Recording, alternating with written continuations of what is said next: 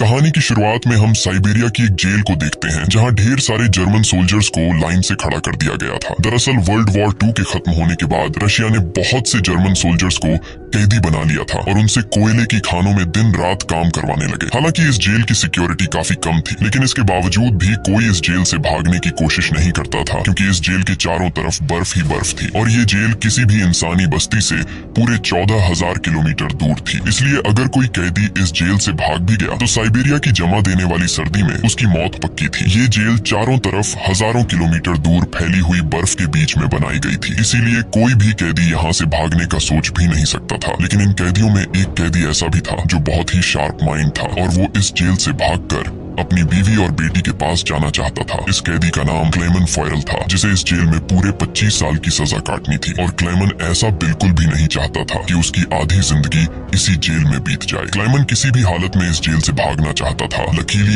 एक दिन क्लेमन को भागने का मौका मिल गया और वो एक कोयला ले जाने वाली मालगाड़ी में बैठकर इस जेल से भाग निकला। अब जेल के बाहर जब उसने खुले आसमान में सितारों को देखा तो वो खुशी से झूम उठा, लेकिन ये खुशी कुछ ही देर की मेहमान थी। थोड़ी दूर चलने के बाद उस मालगाड़ी को रोक दिया गया और जब क्लेमन ने बाहर झांक कर देखा तो एक रशियन सोल्जर बंदूक ताने उसके सामने खड़ा था। बदकिस्मती से यहाँ क्लेमन पकड़ा गया और जेल से भागने के जुर्म में उसे एक ओपन एयर सेल में बंद कर दिया गया। सर्दी बहुत ज्यादा थी और रात में होने वाली बारिश ने क्लेमन की हालत खराब कर दी थी। उस सेल में क्लेमन को कुछ घंटों के लिए नहीं बल्कि पूरे 2 दिनों तक रखा गया। अब पूरे 2 दिन बाद अगली सुबह जेल का वार्डन उसके पास आया और उसे सेल से बाहर निकालकर उससे कुछ भी टॉर्चर नहीं किया गया, बस सिर्फ ये बोला कि तुम्हारे साथी बेसब्री से तुम्हारा इंतजार कर रहे हैं। अब जब क्लेमन अपने साथियों से मिला तो वो सब लाठियां और डंडे लेकर उसका इंतजार कर रहे थे। वो सब क्लेमन पर बहुत गुस्सा थे क्योंकि क्लेमन के भागने की वजह से उन सबको पिछले 2 दिनों से भूखा रखा गया था और क्लेमन को अब वार्डन की बात समझ में आ गई कि उसने क्यों कहा था कि तुम्हारे साथी तुम्हारा इंतजार कर रहे हैं। अब क्लेमन को देखते ही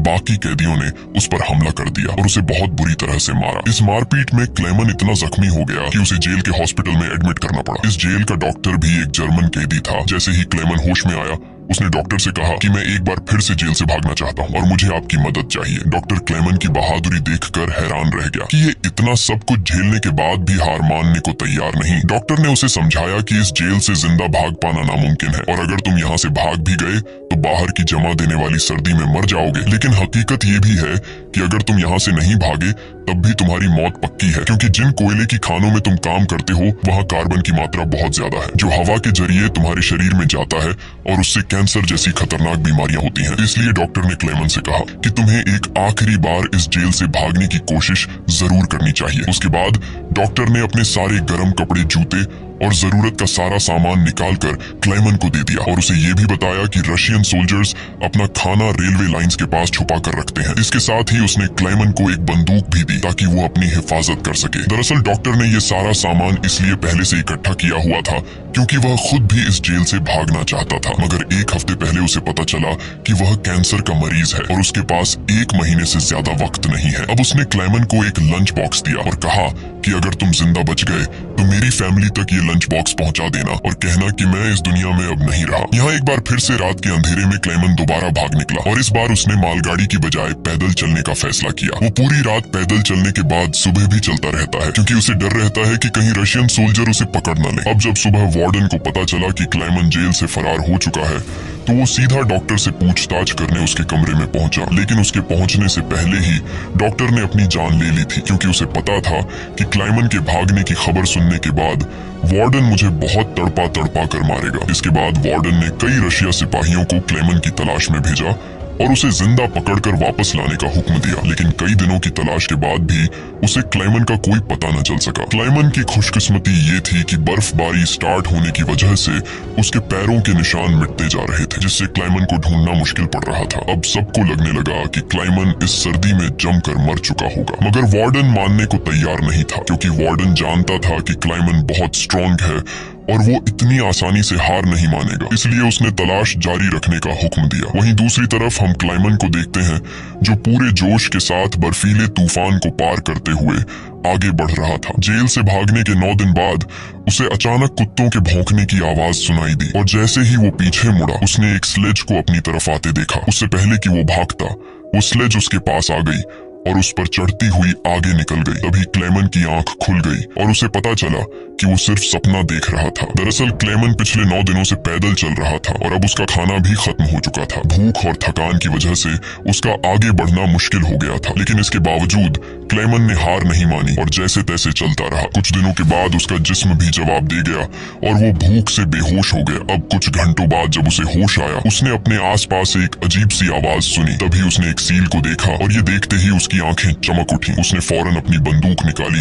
और पूरी ताकत के साथ निशाना लगाने की कोशिश की, लेकिन थकान और कमजोरी की वजह से उसका निशाना गलत हो गया और वो सील वहां से भागने लगी। क्लेमन, जिसे कई दिनों बाद जिंदा रहने की एक छोटी सी उम्मीद मिली थी, वो इस उम्मीद को हाथ से नहीं जाने दे सकता था। क्लेमन फौरन उसके पीछे दौड़ा, लेकिन दौड़ते वक्त क्लेमन बर्फ टूटने की वजह से पानी में गिर जाता है, जिससे उसके पैर में चोट आ जाती है। लेकिन जख्मी होने के बावजूद वो सील का पीछा करने लगा। क्लेमन जैसे ही गोली चलाने वाला था, वो सील एक चट्टान के पीछे छिप गई। क्लेमन और आगे बढ़ता है और सील को दोबारा देख लेता है। उससे पहले कि वो पानी में जाती, क्लेमन ने अपनी आखिरी गोली चलाई और खुशकिस्मती से वो गोली उसे लग गई। ये देखकर क्लेमन खुशी से झूम उठा, क्योंकि अब सफर के दौरान उसे खाने की फिक्र नहीं थी। कई दिनों के बाद क्लेमन ने पेट भर कर खाना खाया और थोड़ा आराम करके अपना सफर जारी रखा। अब इतने लंबे सफर में क्लेमन बिल्कुल अकेला था और उसके चारों तरफ बर्फ के अलावा कुछ भी न था। इस माहौल में उसकी दिमागी हालत खराब हो सकती थी, इसलिए वो खुद से बातें करता और पॉजिटिव बातें कहकर खुद को आगे बढ़ने के लिए मोटिवेट करता। इसके साथ ही वो हर वक्त कैंपस के जरिए अपने रास्ते को देखता है, ताकि वो इस बर्फीली वादी में कहीं खो न जाए। इसी तरह दिन गुजरते गए और फिर महीने, लगातार 2 महीने चलने के बाद क्लेमन को इस बर्फीले मैदान में एक छोटा सा पेड़ दिखाई दिया। इस पेड़ को देखकर क्लेमन इतना खुश हुआ कि जैसे उसे कोई खजाना मिल गया हो, और वो भागकर उस पेड़ को गले लगा लेता है। दरअसल ये पेड़ इस बात की निशानी थी कि क्लेमन लगातार 2 महीने चलने के बाद अब ये बर्फीला मैदान क्रॉस कर चुका है और आगे जंगल शुरू होने वाला है। थोड़ा ही आगे चलने के बाद ठीक वैसा ही हुआ जैसा उसने सोचा था। अब यहाँ से जंगल शुरू होने वाला था। बर्फ का इलाका खत्म हो रहा था। वो जंगल में बहुत खुश था। वो लकड़ियां इकट्ठा करके आग जलाता है और कई महीनों बाद पहली बार सुकून से सो जाता है। पर अगला दिन उसके लिए सुकून का था या नहीं,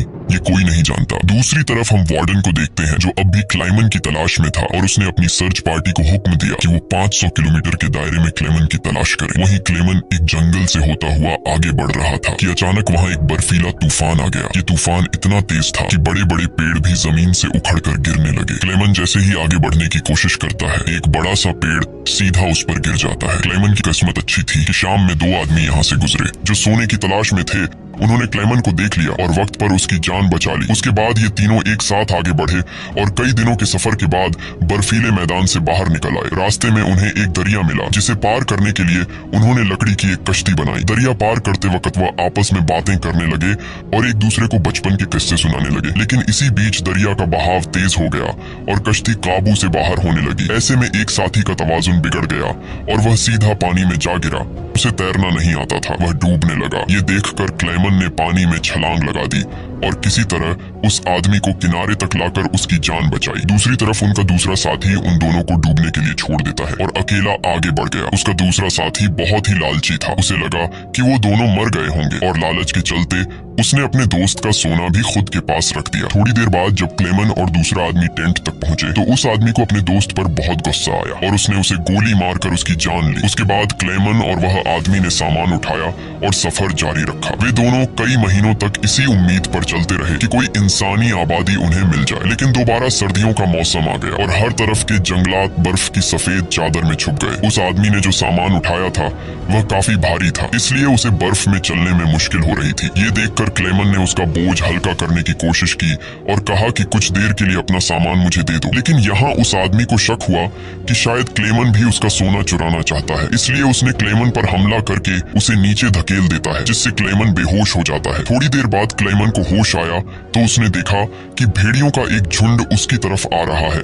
अपनी जान बचाने के लिए वो एक दरख्त पर चढ़ने लगता है, लेकिन पेड़ पर चढ़ते वक्त एक भेड़िया उसका पांव पकड़ लेता है। लेकिन दरख्त कमजोर था और दरख्त दरमियान से टूट गया, जिससे क्लेमन नीचे गिर पड़ा। अब क्लेमन को लगा कि उसकी मौत पक्की है। तभी अचानक गोली चलने की आवाज आई। क्लेमन ने आंखें खोली तो उसने देखा कि कुछ भेड़िए मर चुके हैं और जो जिंदा थे वो भाग चुके हैं। दरअसल इलाके के शिकारियों ने आकर उसकी जान बचाई। वो उसे अपने गांव ले गए, जहां गांव के लोगों ने उसका इलाज किया। बरसों की मेहनत के बाद क्लेमन एक इंसानी आबादी तक पहुंच चुका था। लोगों को देखकर उसे बेहद खुशी हुई। कई दिनों तक वो गांव में रुका और लोगों ने उसकी खूब खातिरदारी की। एक दिन गांव में एक लेटर आया जो किसी और का नहीं बल्कि खुद वार्डन का था। इसमें लिखा था कि एक जर्मन फौजी हमारी जेल से फरार हो चुका है और अगर किसी ने उसे पनाह दी तो वह गद्दार कहलाएगा। अब न चाहते हुए भी क्लेमन को यह गांव छोड़ना पड़ा, क्योंकि अगर वो यहाँ से नहीं जाता तो वार्डन इस गांव वालों को भी सजा देते। जाने से पहले गांव के लोगों ने उसे खाने पीने का सामान और एक शिकारी कुत्ता दे देते हैं। इस लंबे सफर में अब क्लेमन का एक साथी भी बन गया है, इसलिए अब उसे अकेलापन महसूस नहीं हो रहा था। वे दोनों कई दिनों तक चलते रहे। रास्ते में उन्हें एक लकड़ी की फैक्ट्री नजर आई और कुत्ता खाने की तलाश में उसकी तरफ दौड़ा। अब क्लेमन अपने कुत्ते को बचाने के लिए मिल के अंदर गया। वहाँ वर्करों ने क्लेमन को पहचान लिया और उसे मालिक के पास ले गए। वहां जाकर क्लेमन ने मालिक को अपनी पूरी कहानी सुनाई, जिससे सबको क्लेमन पर तरस आया। उन्होंने उसे खाना खिलाया और जर्मनी जाने वाली ट्रेन में बिठा दिया। क्लेमन खुश था कि वह जल्द अपने घर पहुंच जाएगा, लेकिन वो नहीं जानता था कि मिल के मालिक ने उसकी खबर वार्डन को दे दी है। अब वार्डन अपने सिपाहियों के साथ स्टेशन पर उसका इंतजार कर रहा था, लेकिन स्टेशन पहुंचने से पहले क्लेमन ने दूर से रशियन सोल्जर्स को देख लिया और मौका मिलते ही ट्रेन से कूदकर भाग निकला। मगर बदकिस्मती से रशियन सिपाहियों ने उसे देख लिया और उसका पीछा करने लगे। क्लेमन ने जल्दी से पटरियां पार की, लेकिन अचानक न जाने वार्डन कहां से सामने आ गया। ये देखकर क्लेमन का दिल घबरा गया, क्योंकि अब उसे लगा कि उसकी बरसों की मेहनत जाया हो गई। अब इससे पहले कि वार्डन उसे गिरफ्तार करता, क्लेमन के कुत्ते ने वार्डन पर हमला करके उसे काट लिया और यूं एक बार फिर से क्लेमन को भागने का मौका मिल गया और वह पूरी जान लगाकर यहाँ से भागने लगा। लेकिन तभी उसे गोली चलने की आवाज आई और जब उसने पीछे मुड़कर देखा तो उसने अपने कुत्ते को मरा हुआ देखा। ये देखकर क्लेमन को काफी दुख हुआ, लेकिन इसके बावजूद भी वो रुका नहीं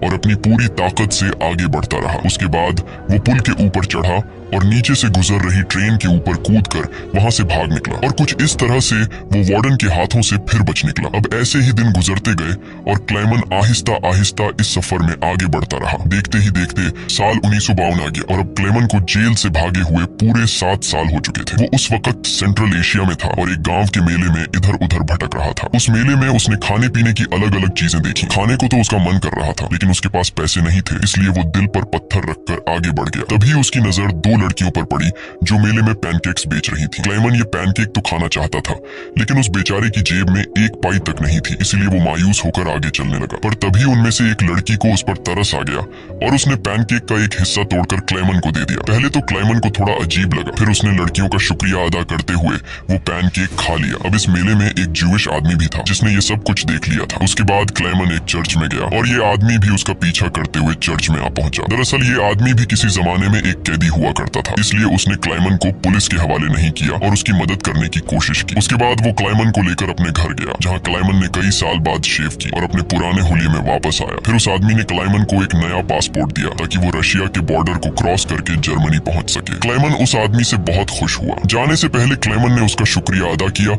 और रशिया और जर्मनी की बॉर्डर की तरफ निकल पड़ा। कुछ हफ्ते बाद क्लेमन रशिया के बॉर्डर तक पहुंच गया और वहाँ मौजूद रशियन सिपाही को अपना पासपोर्ट दिखाया। यहाँ क्लेमन को ये डर था कि कहीं वो सिपाही उसे पहचान न ले या उसका जाली पासपोर्ट पकड़ा न जाए, लेकिन खुशकिस्मती से ऐसा कुछ नहीं हुआ और सिपाही ने क्लेमन को बॉर्डर पार करने की इजाजत दे दी। अब ये देखकर क्लेमन को इतनी खुशी हुई कि वो चाहकर भी अपनी हंसी नहीं रोक पाया। अब फाइनली वो उस पुल पर आ गया जिसे पार करते ही वो अपने मुल्क जर्मनी में पहुंच जाएगा। पर जैसे ही वो आधे रास्ते तक पहुंचा, उसकी आंखों पर एक तेज रोशनी पड़ी और जब उसने आंखें खोली तो उसने वार्डन को अपने सामने पाया। अब जब क्लेमन ने पीछे मुड़कर देखा तो वो अभी भी रशिया की जमीन पर था और इसका मतलब ये था कि वार्डन अब भी उसे गिरफ्तार कर सकता है। अब यहाँ क्लेमन का दिल टूट गया, क्योंकि उसके इतने सालों की मेहनत अब मिट्टी में मिलने वाली थी। लेकिन तभी कुछ ऐसा हुआ जिसकी उम्मीद खुद क्लेमन को भी नहीं थी। यहाँ वार्डन ने उसका रास्ता छोड़ दिया और उसे आगे जाने की इजाजत दे दी। अब पहले तो क्लेमन को यकीन नहीं हुआ, पर फिर भी वो हिम्मत करके आगे बढ़ा। दरअसल वार्डन क्लेमन के जिंदा रहने के जज्बे और उसकी बहादुरी को देखकर